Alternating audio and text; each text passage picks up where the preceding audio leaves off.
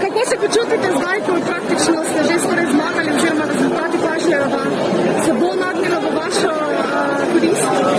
Vsake zmage se človek res počuti dobro. Tudi sam. V tem trenutku moram reči, da je to bolj govoril čustva kot razum, pa vendar moram reči, občutek je res fantastičen, kajti ko nekaj vložiš v neki rezultat, to je tisto, kar potem je vredno vsega napora, vsega truda in zelo dobro. Robert Golob je prej napovedal, da se pa jutri začne trdo delo. Kaj imate namen vi narediti jutri? Ko se zbudite, kakšen je vaš načrt? Kaj boste naredili? Zaenkrat še del ustaljeni delovniki, se pravi naprej do seveda sestave vsega osnovnega, kar sledi.